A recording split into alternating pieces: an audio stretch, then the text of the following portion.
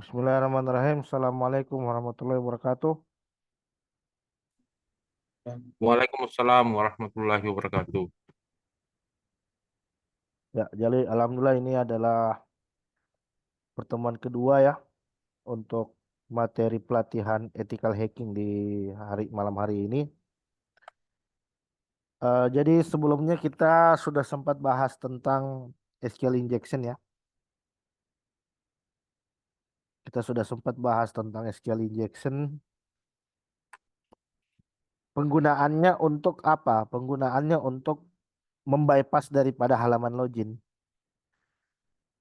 Jadi halaman login ini kalau tidak diproteksi dengan baik, tentu saja halaman login ini selanjutnya bisa di-bypass dengan cara memasukkan query SQL injection ke dalam halaman login tadi.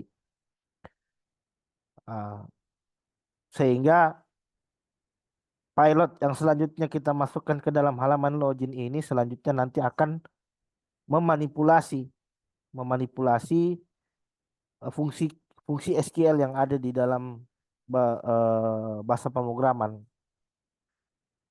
Jadi contohnya kemarin kita masukkan tanda kutip satu or satu sama dengan satu sudah itu cukup dengan pilot seperti itu kita sudah bisa masuk ke dalam halaman administrator dari aplikasi ya.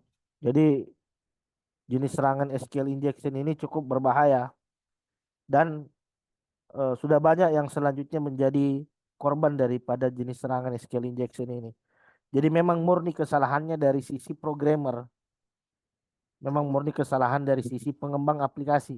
Nah, jadi dari sisi pengembang aplikasi dia lupa menerapkan validasi di dalam aplikasinya ini dengan baik.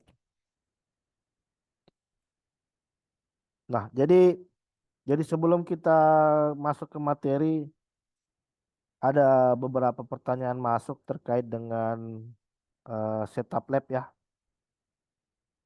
Jadi saya sudah buatkan modulnya untuk cara setup labnya. Ah,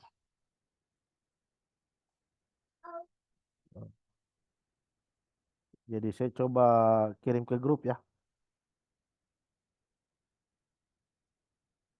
Saya coba kirimkan ke grup untuk setup modulnya.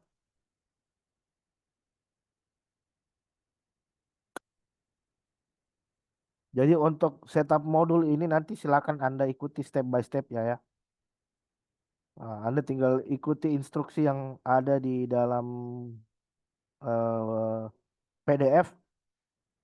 Terus nanti setelah itu lab Anda sudah bisa digunakan untuk pentest gitu ya. Jadi ini saya kirim di grup sebentar.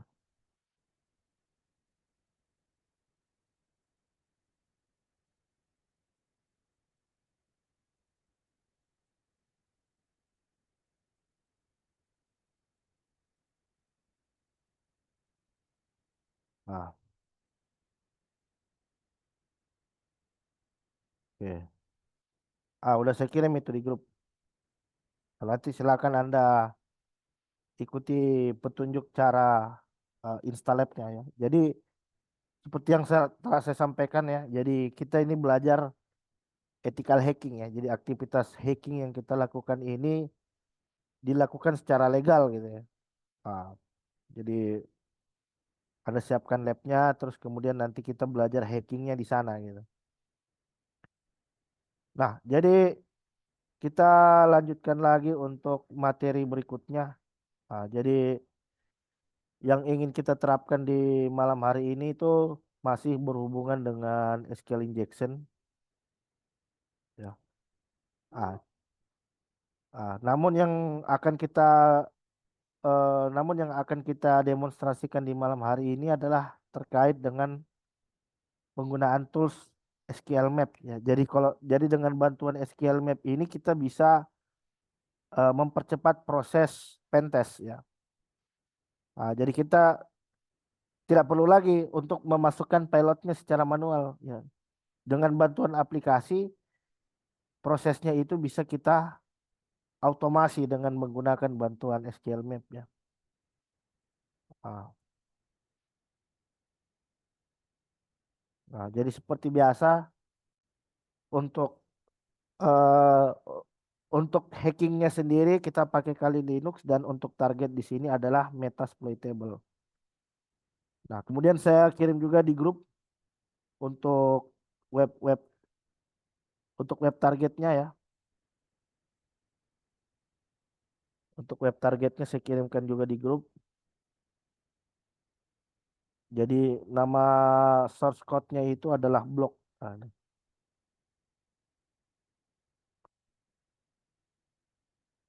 Blok. Ini. Jadi ini source code aplikasinya nanti Anda tinggal hosting ke dalam Kali Linux gitu. Terus nanti tinggal diakses.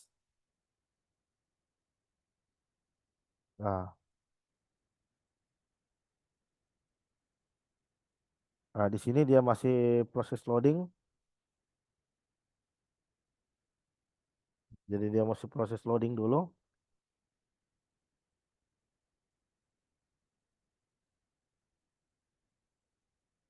Hmm.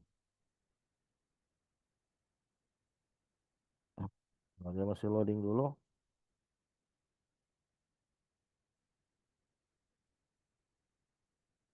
Sebelumnya saya izin tanya dulu, teman-teman labnya sudah di setup semua belum? Halo? Atau ada yang pakai? Eh, sampai saya kalau saya Pak udah nginstal nggak pakai lab Pak, langsung pakai Kali Linux Pak. Kebetulan saya punya ada satu PC yang nganggur jadi saya install Kali Linux. Oh begitu. Targetnya bagaimana? Saya belum melakukan instalasi Pak yang sesuai Bapak instruksikan, cuman sampai sekarang ini masih saya apa? Sebelumnya saya sudah install Kali Linux Oh tapi sebelum kali Linuxnya udah. sudah Pak Oh, sudah berarti tinggal sudah targetnya ya. Halo. siap Pak. Install Metasploitable saja. Install Metasploitable nanti di sebentar saya tunjukin caranya ya. Iya Pak. Ntar saya tunjuk. Kita kita fokus ke materi dulu. Ntar. Ah, ini masih proses. Ah, ini masih proses inisialisasi nih. Ntar kita tunggu dulu. Jadi begini. Jadi targetnya kita itu kemarin berapa? 192.168.128/block ya. Ah, Nah, sorry, slash block gini. Nah, jadi anggaplah ini target kita gitu ya. Jadi kalau kemarin kan kita sudah sempat scanning ya. Kemarin kita sudah sempat scanning dan kita ketahui di dalam direktori blog ini ada halaman login. Jadi Halaman dari login. jadi dari mana saya tahu kalau di sini ada halaman login? Saya tahu karena saya scanning dengan menggunakan bantuan Dearbuster. Jadi halaman loginnya itu ada di sini. Admin login.php. Ini.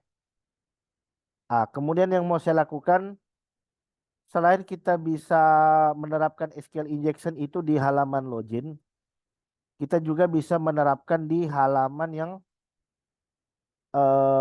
halaman query ke dalam database. Contohnya seperti ini. Ah, ah. Jadi biasa kan ada halaman satu, halaman 2, halaman 3, halaman 4. Nah, itu juga memungkinkan untuk bisa kita injeksi. Jadi kalau saya coba perlihatkan formatnya seperti ini.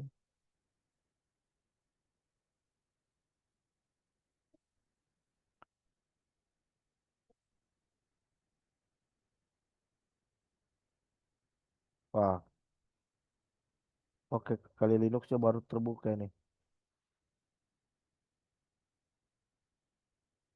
Oh. Ini. Kalau saya tuliskan seperti ini. Ini perhatikan di sini. Ini kan kalau kita perhatikan baik-baik ini kan sebenarnya query ke dalam database ya.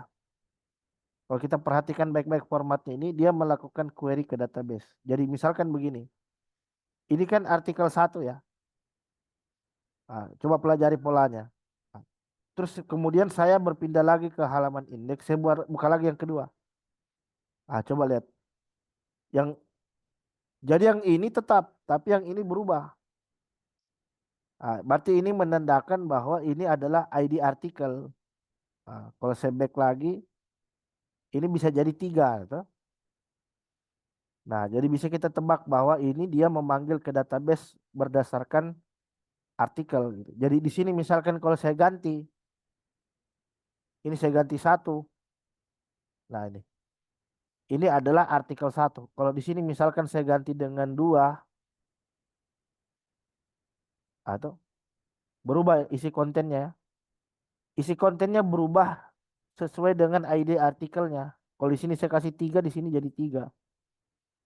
Ah, jadi saya bisa ketahui kalau di sini itu input yang masuk di sini berarti diproses di fungsi SQL. Ah, jadi kalau saya bisa gambarkan seperti ini, berarti kan ada halaman PHP ya, berarti ada halamannya, halamannya namanya post.php, terus fungsinya itu namanya ID.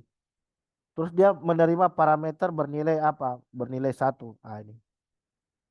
Jadi bisa kebaca formatnya. Jadi makanya kalau dalam penulisan URL yang benar itu ini adalah contoh penulisan URL yang kurang baik. Kenapa? Karena dengan format yang seperti ini itu kita bisa baca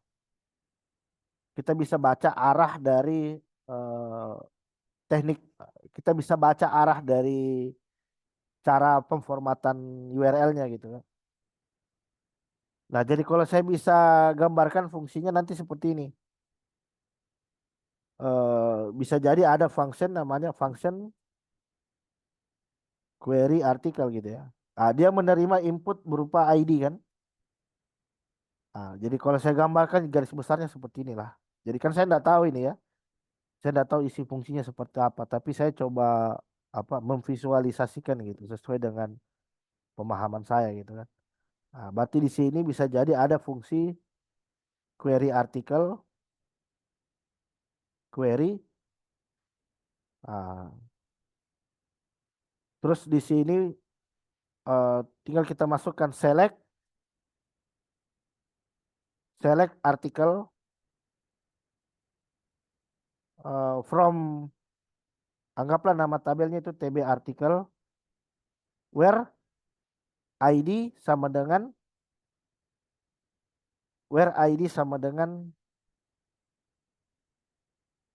ini merujuk ke variabel ID, gitu kan. Terus di sini kita return variabel query-nya gitu.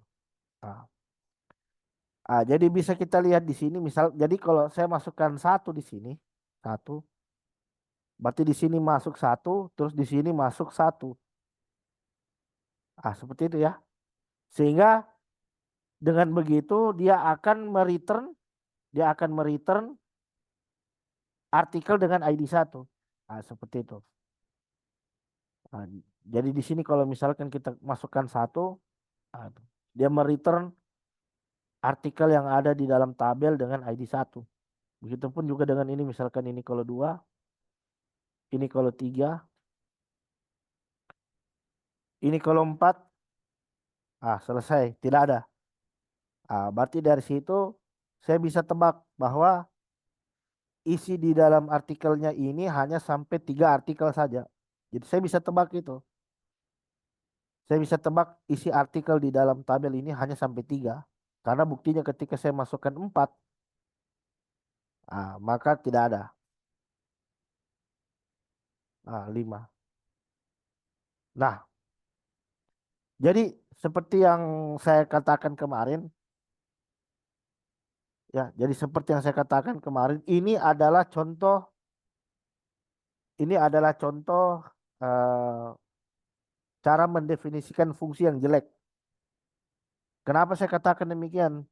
Karena apapun yang masuk ke dalam sini, apapun yang masuk ke dalam sini itu akan dieksekusi secara telanjang, secara bulat-bulat. Jadi tidak ada fungsi sanitasinya di sini. Jadi seharusnya di sini ada fungsi. Ada fungsi agar ngecek apa input yang masuk ke dalam. Jadi sebelum diproses di sini harus ada pengecekan dulu. Harus ada pengecekan dulu untuk memastikan bahwa input yang masuk ini memang sesuai dengan query yang kita inginkan. Ya, misalkan kalau dia hanya menerima input berupa number ya sudah number. Kalau Izin dia bertanya Pak, maaf Pak, izin bertanya Pak. ya ya Maksudnya silakan. Bapak ini sebelum insert gitu Pak ya? Ya sebelum insert, Oh, siap. itu harus ada validasi dulu di situ. Oh, Karena siap, siap. karena kalau tidak ada validasi ini telanjang ini. Jadi begini, ini kalau saya masukkan tanda kutip satu di sini apa yang terjadi? Kalau saya masukkan seperti ini. Saya masukkan seperti ini. Setelah angka satu saya masukkan tanda kutip satu apa yang terjadi? Ini kan ini kan masuknya nanti seperti ini. Iya, benar, benar. Apa artinya ini? Ini artinya kita mengerorkan SQL-nya. Ini kita mengerorkan SQL-nya. SQL-nya jadi bingung loh. Ini kok tanda kutipnya ada tiga. Yang mana ini? Yang mana tag pembuka? Yang mana tag penutup? Bingung dia. Nah ini yang kita lakukan. Jadi hacking di SQL injection itu adalah tujuannya adalah mencari pesan error. Jadi kalau kita menemukan pesan error di sana, berarti ada kemungkinan itu bisa diretas. Nah, ini saya masukkan ini. Setelah 5 saya masukkan tanda kutip satu. Apa yang terjadi? Itu error ya. Terjadi error. Jadi dari sini saya bisa lakukan manipulasi. Ah, jadi saya bisa lakukan seperti ini. Jadi saya bisa lakukan seperti ini. Tanda kutip satu, terus saya kasih or satu sama dengan satu. Ini artinya apa? Berarti kan saya bikin dia bernilai true kan? Ini kan false kan, error. Tapi saya paksa dia agar dia bernilai true. Coba saya masukkan. Ini diproses apa enggak ini? Tuh tetap error ya, tetap error. Karena di sini error. Tapi paling tidak kita tahu bahwa di sini ada error. Jadi saya cukup sampai di sini saja. Ah, saya cukup sampai di sini. Terus kemudian selebihnya nanti kita minta sama SQL Map untuk proses query. Jadi kita bisa begini. Ini kan tanda kutip satu. Nah, kita bisa buat lagi seperti ini. Or, di sini kita masukkan query SQL injection. Or union sama dengan misalkan apa di sini. Ah,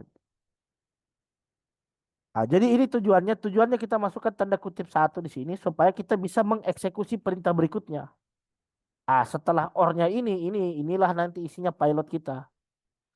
Di sini isinya nanti setelah or kita isi dengan script hacking. Script hacking.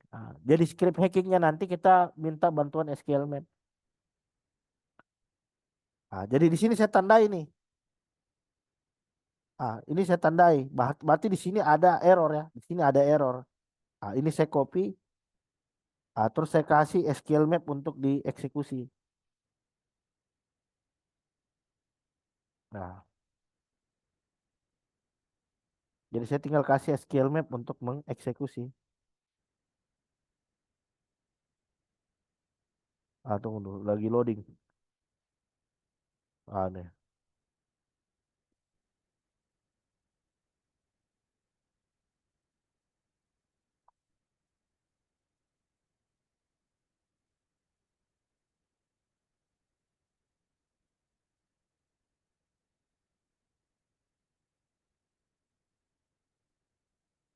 Dia masih loading, sebentar. Nah, di sini.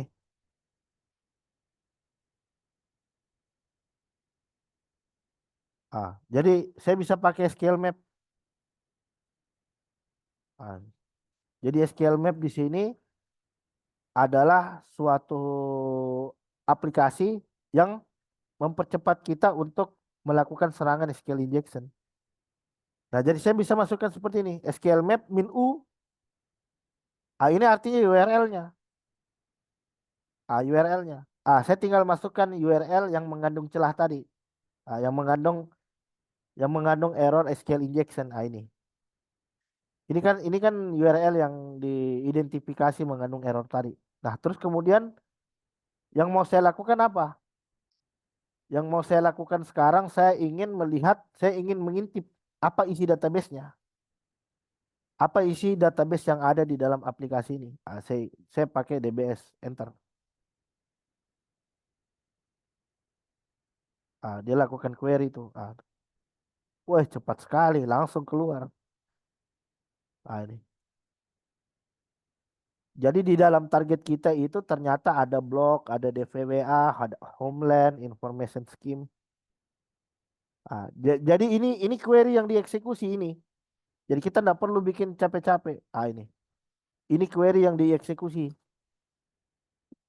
Jadi kalau saya mau jelaskan cara manual ini pasti nanti akan butuh waktu ya. Bisa sampai 4 sampai 5 kali pertemuan gitu. Jadi intinya Anda pahami saja bahwa ketika ada error SQL maka itu memungkinkan untuk bisa diretas dengan SQL Map. Jadi dia nanti akan generate pilot sendiri seperti ini. Ini yang nanti akan disuntikkan ke dalam aplikasi. Sehingga inilah yang terjadi. Inilah yang keluar.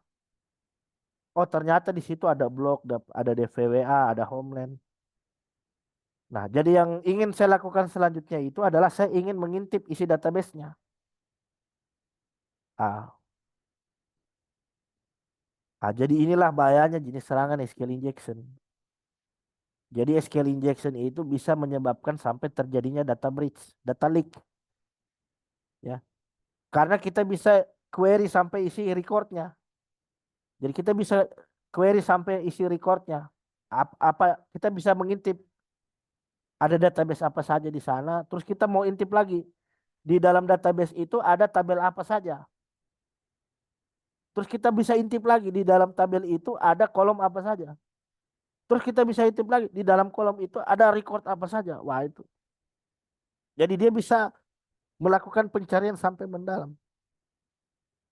Dan kita bisa sampai mengeluarkan isi recordnya itu dari dalam tabel itu. Jadi saya bisa lakukan begini. Saya mau pilih database-nya. Database-nya misalkan, di sini kan ada blok ya. Ada blok, terus kemudian apa yang mau saya cari tahu? Saya mau cari tahu nama tabelnya. Jadi saya pilih blok, database blok, terus yang mau saya enumerasi itu adalah tabelnya, center. Ah, ah, ah, Berarti di situ ada dua tabel. Ada tabel user sama ada tabel post. Nah, misalkan kalau yang mau saya enumerasi itu adalah tabel usernya, berarti saya pilih minte user. Nah, yang mau saya keluarkan informasi apanya? Informasi kolomnya. Enter. Jadi diuji coba. Ah, jadi di situ ada apa? Ada email, ID, password, sama username. Nah, yang ingin saya keluarkan itu adalah ketiga informasi ini, email, username, password. Ya. Jadi sekarang saya coba enumerasi lagi. Saya coba enumerasi lagi untuk isi kolomnya ini. Berarti saya SQL map min u, tabelnya di sini adalah tabel user, kemudian saya definisikan kolomnya. Berarti apa? Min c. Kolomnya apa saja di situ? Ada kolom email, password, username, terus saya mau apa? Saya dump isinya. Saya dump. Aduh, ini. Saya enter.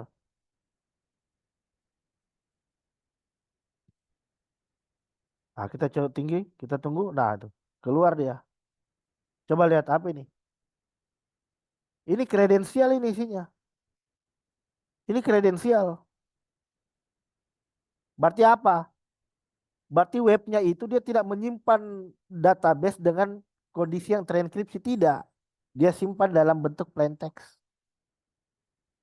Nah ini yang saya banyak dapat ini. Kalau saya pentes, kalau saya dapat project pentes, saya pentes itu rata-rata saya dapat pasti model database seperti itu. Saya nggak terlalu paham saya kenapa orang Indonesia selalu bikin begini database-nya. Jadi idealnya database itu harus dalam kondisi yang terenkripsi. Untuk menghindari apa? Untuk menghindari tadi ketika database kita ternyata dia bocor, paling tidak seluruh recordnya itu dia terenkripsi. Nah ini yang makanya ini ketika kebocoran data, kenapa data itu bisa dijual? Karena bisa dibaca secara jelas isinya. Karena dia disimpan dalam bentuk plain text, bukan disimpan dalam bentuk hypertext. Jadi kalau Anda mengembangkan aplikasi itu mengacu pada standarisasi ISO sekian-sekian, itu data disimpan itu harus dalam kondisi terenkripsi dan hanya bisa dibuka oleh si aplikasi. Hanya boleh dibuka oleh aplikasi yang dipercaya. Ah, jadi supaya apa? Supaya kita memikirkan kemungkinan terburuknya. Jika terjadi data breach, data leak, paling tidak kita sama-sama boncos. Kita kehilangan data, tapi paling tidak dia boncos juga. Kenapa? Karena dia dapat data tidak akan bisa dilihat isinya. Karena kunci dekripnya itu ada sama si aplikasi. Kalau ini tadi contohnya parah ini. Ini. Ini kan saya bisa pakai nih. Ini kan saya tinggal login saja. Kemarin halaman loginnya di mana? Apa kemarin? Admin underscore PHP kan? Ini kan? Ini tinggal saya masukkan saja nih. Ini saya tinggal masukkan saja. Username-nya apa? Username CSI password testing.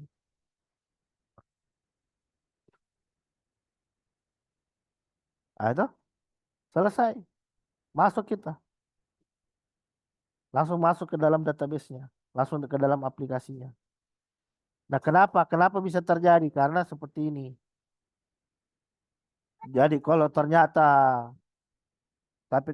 kalau ternyata di dalam isi database-nya itu ada ratusan password, ada ribuan itu bisa dibaca semua secara jelas. Itulah bahayanya.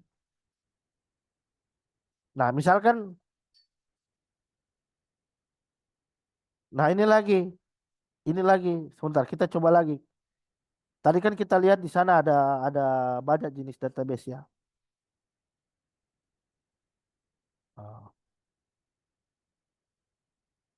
Ah, DBS.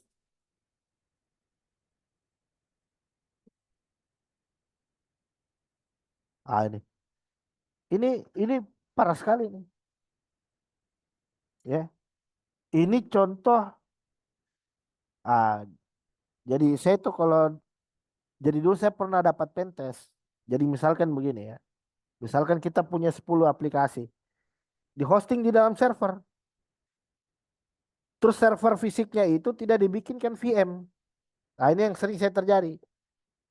Ketika saya dapat project pentes, saya lalu dapat seperti itu. Ternyata semua database-nya berada di dalam satu server yang sama. Nah, ini berbahaya. Jadi ada istilah seperti ini. Don't put your egg on the one bag. Jadi jangan simpan seluruh telurmu itu di dalam satu keranjang. Karena kapan satu keranjang ini jatuh, maka pecah semua isi telur yang ada di dalam. Nah, ini juga yang terjadi. Jadi di dalam server fisik itu tidak dipartisi. Jadi ketika ada 100 web semua di dalam server, misalkan 199 web itu ternyata aman. Tapi ada satu web yang ternyata ada celah yang 99 itu kena semua.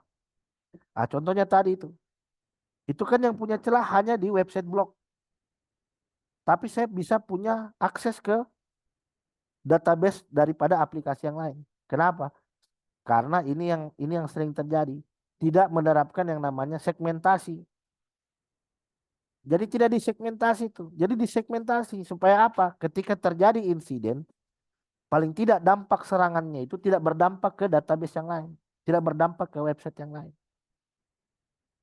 Ya, jadi misalkan kalau Anda punya server fisik di kantor kan dibikin VM. Jadi jangan langsung diinstal Linux, langsung dimasukkan semua web di dalam, jangan. Instalkan VM, terus dibagi-bagi partisinya. Ini webnya untuk dinas kebudayaan, ini webnya. Tapi terpisah. Jadi kalau ada salah satu web yang kena sudah dia hanya terbatas di di situ saja. Ah, ini. Ah, ini yang terjadi. Jadi saya bisa melihat isinya ini. Ah, saya bisa melihat isinya nih. Misalkan blog. Saya coba ganti lagi ke DVWA misalkan. Berarti kan saya tinggal rubah query-nya. Di sini DVWA. Terus yang mau saya lihat itu apanya? Saya mau lihat struktur tabelnya.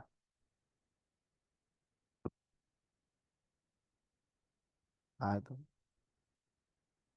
Nah, di situ saya ketahui ada dua tabel. Ada tabel Guestbook, tabel user. Nah, saya coba lagi untuk melihat untuk tabel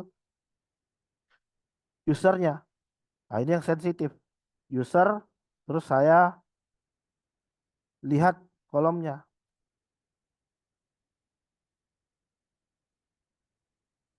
Hmm. Ada apa di situ? Ada user. Ah, ini. Ini kan kolom-kolom yang sensitif. Ah, yang mau saya keluarkan first name, last name, password, sama ini saja. Tiga kolom ini saya sudah cukup. Mince, first name, last name, password, terus saya apa? Saya dam.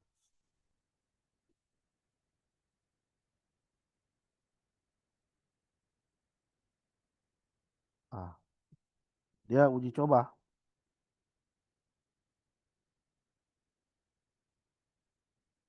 Oh, sebentar. Ah, ini saya ada kesalahan.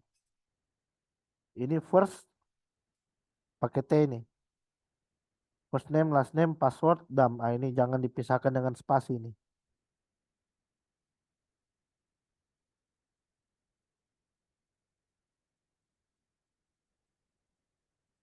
Ah, itu. Nah, ini. Keluar dia. Ah, ini udah mulai oke. Dia menerapkan enkripsi. First name, last name, passwordnya. Di sini ada password tapi dalam kondisi yang terhash. Ah, tapi jangan senang dulu. Ah, jadi kalau di sini dia sudah menerapkan enkripsi, tapi dia masih tanggung. Kenapa saya katakan masih tanggung? Karena yang di hash itu pilih-pilih. Jadi idealnya semua informasi yang menurut kita itu penting harus di hash, di enkripsi. Jangan seperti ini. Ini kan masih kelihatan ini. Admin Gordon Brown hack me. Ah, tapi ini masih ada kemungkinan untuk bisa kita cracking ini. Ini masih ada kemungkinan untuk bisa kita crack. Kalau dia tidak menerapkan hashing yang kuat. Saya bisa crack pakai apa? Saya bisa crack dengan bantuan tools seperti John the Ripper. Nah, saya coba saja seperti ini. Crack me. Saya kasih nama crack me. Ah, terus saya coba isi.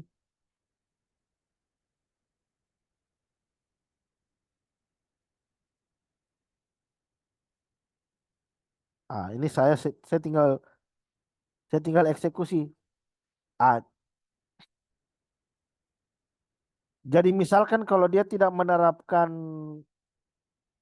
kalau dia menerapkan hashingnya tapi hashing standar, saya bisa tebak apakah dia menggunakan hashnya yang MD5 atau SHA. Saya tinggal tulis saja seperti ini. Jadi saya langsung straight to the point. Format raw MD5. Terus di sini saya tinggal ganti dengan crack me. Enter. Kita tunggu. Ini proses cracking sekarang.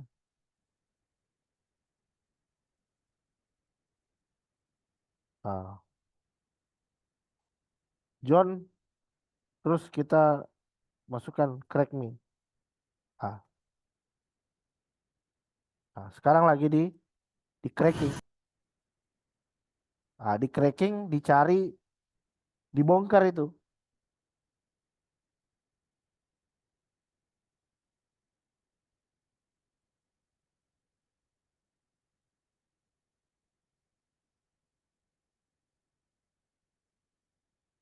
Nah, atau kita bisa begini, kita langsung saja gini.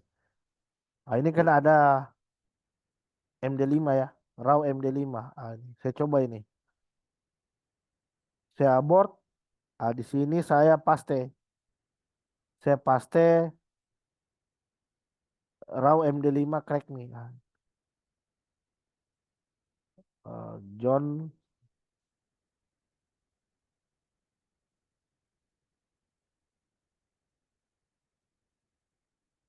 Ah, atau kita bisa begini aja. Kita bisa begini. Saya ndak perlu pakai, saya ndak perlu crack pakai ini aja. Saya pakai ini, cracking online online aja, banyak di internet itu banyak sekali crack online, ini crack hash ya, crack hash online. Nah, nah, ini saya tinggal paste nih, saya tinggal paste, saya tinggal masukkan hashnya terus saya crack hash. Ah, ketemu dia, ketemu. Jadi hashnya, hash ini itu adalah password. Ah, ketemu. Jadi gampang sekali. Nggak sampai, ini. Ini saya tinggal ganti saja.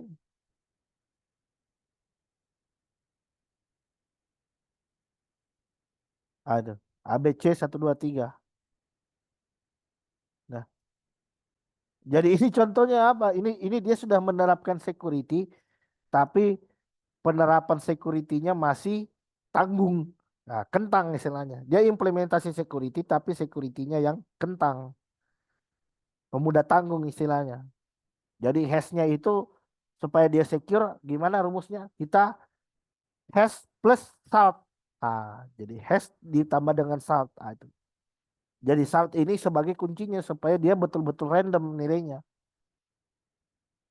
Jadi kita menerapkan enkripsi tapi enkripsinya yang tidak standar, yang bukan default, yang sudah di custom sehingga akan sulit untuk di-crack sekalipun filenya sudah jatuh di tangannya hacker. Jadi kenapa data-data kita bisa diperjualbelikan di internet? Karena begitu, dia bocornya dalam kondisi plain text, makanya bisa dijual jadi uang. Jumlahnya banyak lagi. Tapi coba bayangkan kalau dia bocor tapi dengan kondisi yang terenkripsi, kira-kira bisa dijual apa enggak itu? Pasti dia butuh effort dulu untuk nge-crack dulu. Pasti dia butuh effort untuk nge-crack dulu itu isi datanya. Oke, sampai di sini ada pertanyaan? Pak, Gini Pak, izin saya Ya, ya, ya, tuh. ya. Ya, satu-satu, satu-satu, satu-satu. Oke Pak, saya mau bertanya. Berarti kalau emang kita nge-hashing passwordnya nggak pakai kayak tambahan JWT secret gitu kan, buat tambahan kode yang kita bikin di aplikasi, itu kemungkinan bisa di crack hash passwordnya yang seperti tadi ya Pak ya? Ya, kalau tidak pakai, kalau ini yang standar ya. Ya, jadi nggak ada tambah-tambahan yang kita bikin sebelumnya. Ya, Berarti itu bisa di hash seperti tadi. Hmm. bisa. Jikalau eh, jikalau kita bikin kayak tambahan untuk kata-kata buat kompleksitas dan sebagainya itu kemungkinan nggak bakal bisa ya Pak ya. Tetap ada kemungkinan, tapi paling tidak butuh waktu dibandingkan kita yang pakai Oh, crack. oke. Ah, Oh, oke. mengenerate ini juga ada tekniknya. Mengenerate apa namanya Hmm, random string itu ada tekniknya juga. Jadi jangan hmm, jangan yang jangan yang mudah ketahuan polanya. hmm, hmm, Itu ada tekniknya. Ah, jadi misalkan kalau ternyata hackernya jago, dia masih bisa bisa bongkar itu sekalipun Anda sudah kombinasi dengan salt. Kalau ternyata hmm, saltnya hmm, itu hmm. bisa ditebak kompleksitinya, itu. Oh, Ah, oke ah. Pak. Tapi sejauh ini aman. Sejauh ini masih aman Pak ya. Meskipun Sejauh ada ini. kemungkinan ya. Tapi tetap masih ada kemungkinan kecuali ya, kecuali tadi kalau dapat mungkin yang hackernya jago ya. Iya, Kalau iya. yang hackernya jago ya bisa jadi bisa dia bongkar itu. Terima kasih Pak. Ya, oke, oke, oke. Silakan, silakan. Yang lain gimana? Pak, perkenalkan Pak, saya Akbar Pak dari Balikpapan. Nah, kan pertanyaan Bapak tadi mengenai masalah Haspa ya, hash ini. Ah, Nah, ketika seorang developer Pak membuat sebuah aplikasi dan dia membuat fungsi ya, contoh misalnya A jadi B, C jadi A, itu apakah ada mudah diretas atau gimana Pak? eh, jadi programmer bikin fungsi untuk merandom. Ya, merandom misalnya dia bikin A jadi C, C jadi A dan apa karakter-karakter yang ada di Ya, keyboard ya, tuh ya. ya dibuat seperti itu. Apakah bisa di SQL injection atau gimana Pak? Oh, kalau SQL injection itu cara antinya SQL injection itu sama dengan kemarin, di escape. Jadi semua simbol-simbol seperti tanda kutip satu, tanda kutip dua, nah itu harus di escape, dianggap sebagai string, jangan. Ah, kalau yang tadi misalkan ada fungsi untuk mengacap ya boleh juga. Tapi hati-hati, jangan sampai fungsinya ini jatuh sama si hacker. Kalau fungsinya jatuh sama si Benar hacker ya Pak. tetap dia punya cara untuk dia tinggal dipelajari saja algoritmanya itu. Dia bisa membongkar kembali Maksudnya Pak di- dibuat seperti ini, apakah mereka masih bisa meretas? Misalnya saya buat fungsi A, jika dia jika A-nya 2 maka akan dikalikan 4 seperti itu Pak, dan seterusnya Oh Pak ya ya ya dipangkatkan ya. berarti Ya ya. apakah Sejauh itu itu aman, sejauh itu aman. aman Pak ya? Oh ya, terima kasih Aman, Pak. sejauh itu aman, tapi satu, bisa dipastikan performance dari aplikasi Anda nanti akan meningkat. Betul sekali Pak. Jadi boleh, tapi dengan mempertimbangkan dari sisi performance. Jadi bisa Hmm, kalau di dalam, nah ini jauh jauh lagi larinya dari ethical hacking. Nah, coba Big O. Jadi cara ukur kompleksitas algoritmanya itu bisa pakai Big O. Terus kemudian apa lagi? Saya lupa.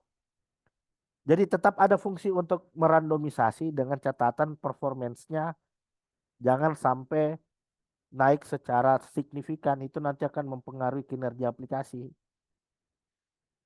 Tapi sejauh ini itu aman. Yang penting ya source code-nya jangan sampai jatuh ke tangannya attacker. Makanya itu kadang antara database dengan aplikasi disegmentasi. Ya, kadang aplikasinya di cloud tapi database-nya di on premise. Jadi ketika bocor apa bocor salah satu, paling tidak yang satu aman, database aman, aplikasi bocor. Tapi kalau database bocor paling tidak dia boncos. Kenapa? Karena tanpa kuncinya juga database itu tidak ada nilainya, tidak ada gunanya. Gitu ya. baik Pak. Coba pelajari inilah apa namanya? Zero trust arsitektur. Pernah dengar? Belum pernah Pak. Itu cari itu. Zero trust arsitektur. Jadi disegmentasi itu microservice bikin database-nya dipisah. Jangan di dalam. Cuman ke konsekuensinya ke device pasti bertambah. Ada ada storage sendiri, yang ada server sendiri untuk database, ada server sendiri untuk aplikasi, ada server sendiri. Itu konsekuensinya dia jadi membengkak. Tapi paling tidak dengan menerapkan seperti itu, dengan disegmentasi, paling tidak sistem kita aman.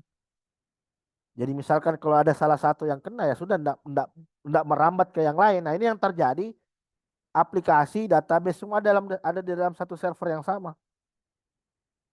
Betul enggak? Nah, ini kalau kena semua, gitu ya. Ya, oke Pak. Baik Pak. Atau mudahnya pelajar Docker saja, kontainer, coba bikin kontainer, belajar kontainer ya. Atau kalau sudah advance bisa belajar zero trust arsitektur. Zero trust arsitektur itu juga aman itu. Ya kalau implementasinya baik ya. Oke, ada pertanyaan lagi di sini?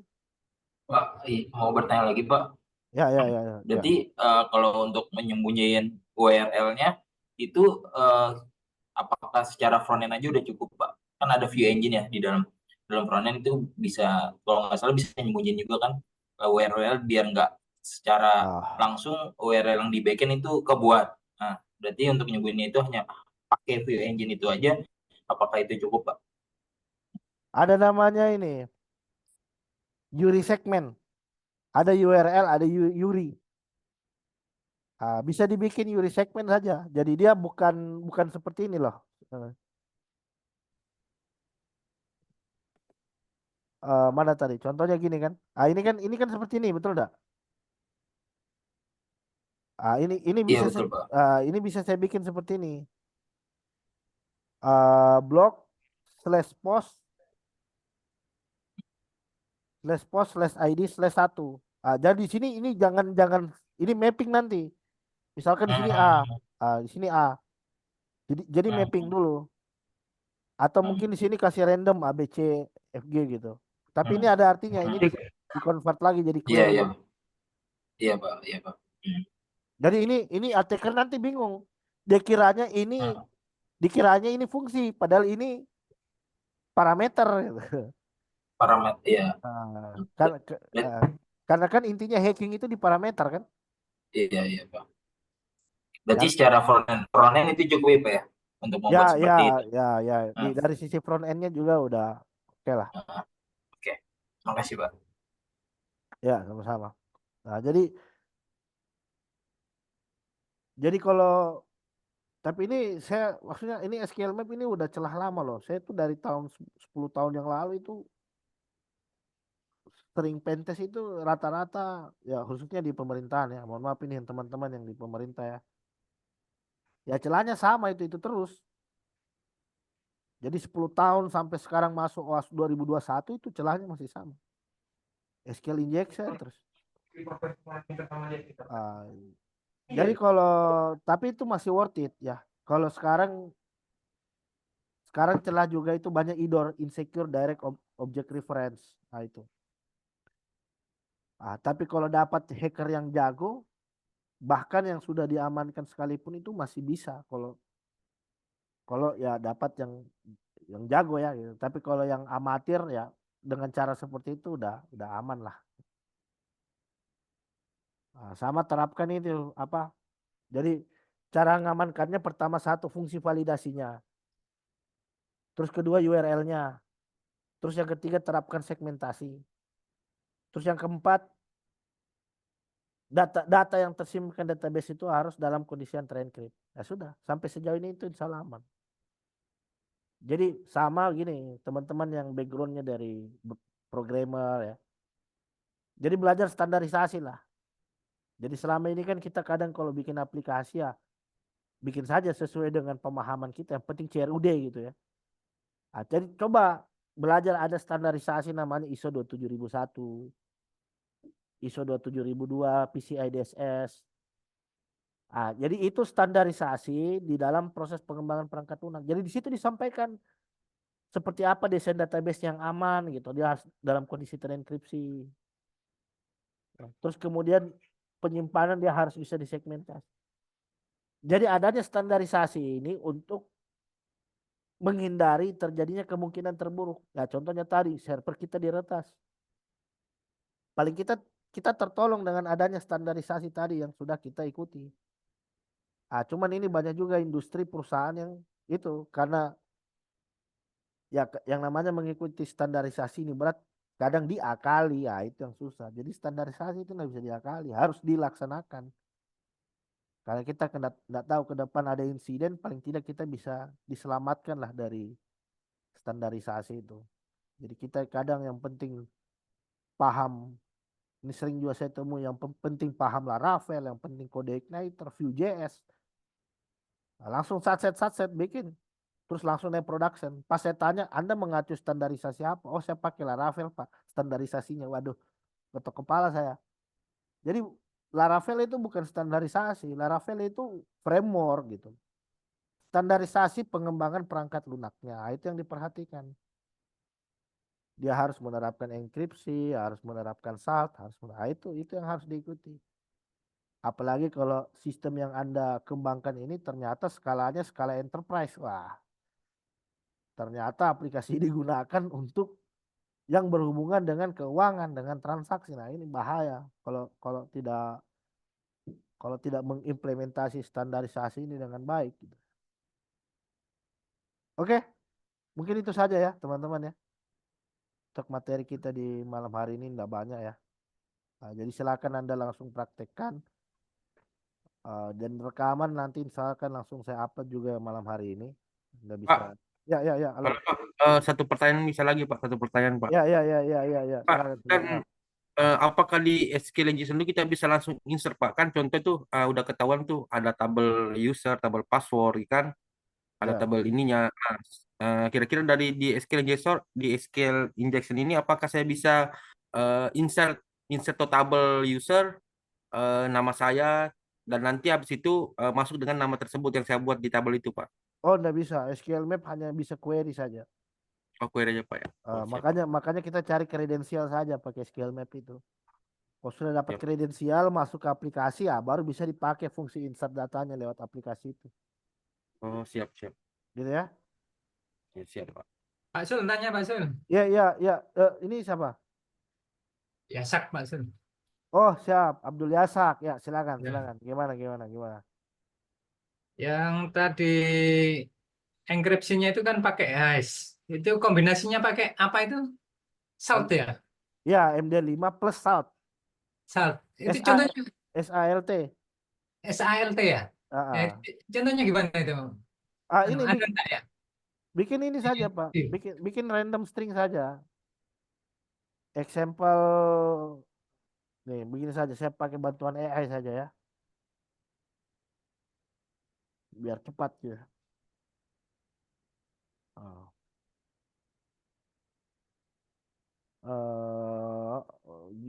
Example of hash ya plus salt. Ini. Jadi salt ini random string Pak. Ah. Jadi dia ini kita bikin salt random string. Terus hashnya nanti dikombinasi dengan salt ini gitu loh.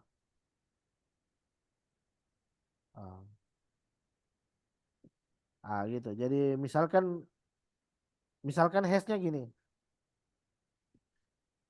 Misalkan hashnya itu ini ya 16 bit gitu ya. Misalkan hashnya 16 bit terus digabung saltnya itu 16 bit terus dikombinasi dengan hash. Jadi kan nanti dia sudah bukan apa namanya, sudah tidak standar gitu. Perintah, sebentar, aduh.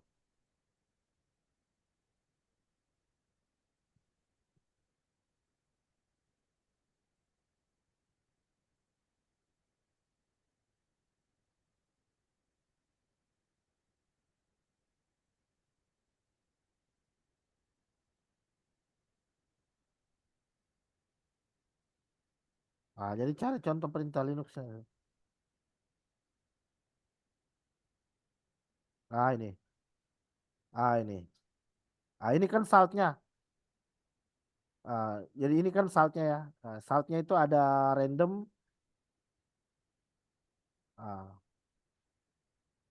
Gini, gini, gini. Ini saya demo dulu ya. Ini pertanyaan terakhir ya saya jawab ya. Nih.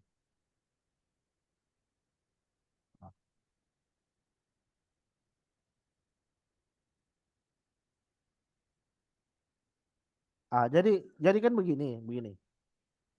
Kalau ini kan seperti ini. Ini. Kalau standarnya kan seperti ini, gini ya. Standarnya kan seperti ini.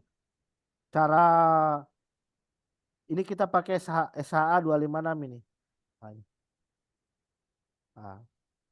Ini kan begini. Echo min n. Misalkan password siapa? Ini password gini kan. Enter. Ini kan standar. Ini standar SHA 256 ini ya. Atau bisa pakai begini. MD5 SOM. Ini kan standar. Ini kan standar hash. Ini kan standar hash dari MD5. Jadi jangan seperti ini dia. Jangan seperti ini. Jangan telanjang seperti ini. Passwordnya langsung di hash gitu. Jangan. Tapi ini kita kombinasi dulu dengan salt. Nah ini ada contohnya. Jadi digabung ini. Salt. Lihat, perhatikan di sini. Ini salt. Ini salt ya. Salt ditambah dengan password. Ah gitu. Ini kita bisa copy nih.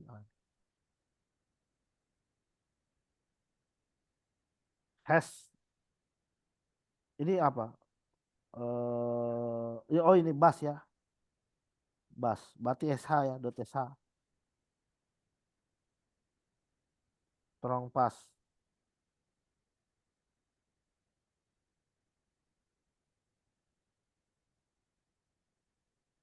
Perhatikan di sini. Ini kan password. Ini kan password tidak langsung di hash ini, enggak. Tidak langsung di hash, tapi password ini dikombinasi lagi dengan variabel salt gitu loh. Gitu ya. Gitu. Jadi kalau kita jalankan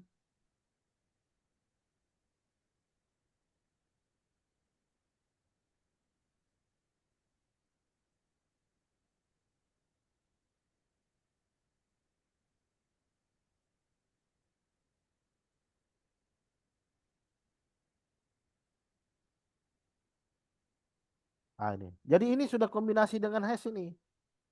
Kalau dia dapat ini akan susah ini. Mau di-crack seperti ini susah. Kenapa? Karena sudah dikombinasi dengan salt dan hash gitu loh. Paham sampai sini, Pak? Siap, paham, Pak. Jadi ini misalkan kalau saya rubah, ini misalkan saya rubah.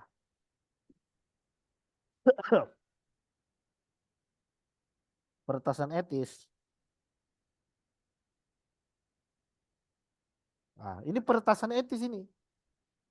Ini kalau dia coba decrypt, kalau dia coba decrypt, kalau dia coba cracking dengan standar hash, ya tidak akan bisa. Karena ada saltnya sudah dikombinasi dengan yang sudah dikombinasi dengan variabel password tadi gitu. Gitu ya? Ya, Pak. Oke. Oke. Itu. Jadi coba nanti di eksperimen lah ya. Jadi di pentest sendiri. Aplikasi-aplikasi teman-teman dicoba di pentest sendiri. Takutnya ternyata ada fungsi-fungsi yang diterapkan dengan baik. Dan belajar ini apa zero day arsitektur ya. Jadi sebelum masuk ke zero day arsitektur Anda belajar dulu DevOps apa secure coding, belajar secure coding, microservice, terus setelah microservice belajar zero trust arsitektur. Jadi disegmentasi, disegmentasi supaya istilahnya gini lah. Misalkan kalau kita punya apa kalau kita punya hewan gitu kan, anggaplah ayam gitu. Kita punya ternak ayam. Ayam ini kan rawan dicuri orang gitu. Rawan dicuri gitu. Dengan menerapkan segmentasi artinya kita pisahkan kakinya sendiri, kepalanya sendiri, badannya sendiri. Jadi misalkan kalau dia ambil ya sudah dia cuma dapat kaki doang. Dia tidak akan dapat keseluruhan sistem.